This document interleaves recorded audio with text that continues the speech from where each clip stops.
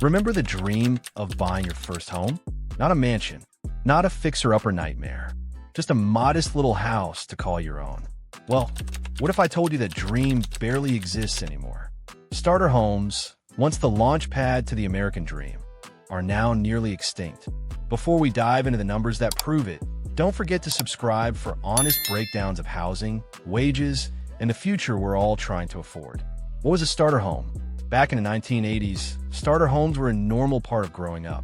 You'd rent a while, save a little, and buy something small to call your own. These homes were about 1,000 to 1,200 square feet, built with modest finishes, simple layouts, and affordable lots.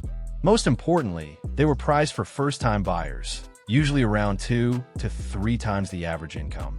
In 1985, that meant you could snag a starter home for about $50,000 to $70,000. That wasn't a fantasy, it was just what people did. Fast forward to 2024, and that type of home is almost extinct. In most cities, you won't find anything livable under $300,000. And those that do exist are often snapped up instantly by people who aren't even planning to live in them. Why do they disappear? The death of the starter home wasn't an accident. It was a slow squeeze from every direction. Construction costs have gone through the roof. Everything, labor, materials, permits, cost more today. Land prices have surged, especially near cities where the jobs are. On top of that, local zoning laws often block small lot development, requiring bigger lots, more parking, and larger homes.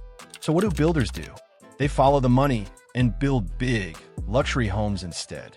Back in 1980, 40% of new homes were under 1,400 square feet. By 2022, that number had shrunk to just 7%.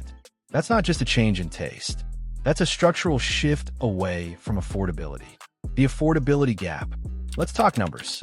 In 1985, someone earning $22,000 a year could afford a $60,000 home. That was doable. Today, if we applied that same ratio, homes should cost around $180,000 for a median earner. But the actual average price? Over $400,000. That's not a gap, it's a canyon. So instead of stepping into homeownership, millions of young people are stuck renting indefinitely. The investor problem. To make it worse, many of the few remaining small homes aren't going to families at all. In 2023, institutional investors bought more than 25% of entry-level homes in some markets. Those homes become rentals, generating passive income for someone else while locking you out of ownership. There used to be a path. Rent, starter home, trade up. It was simple. It was achievable. Now, that first step is gone. And when there's no first step, there's no ladder. Starter homes didn't just disappear. They were pushed out by a system that favors profit over people. If this video helped you see the bigger picture, hit that subscribe button because we got more truths coming about housing, inflation, and what it really means to try and build a future today.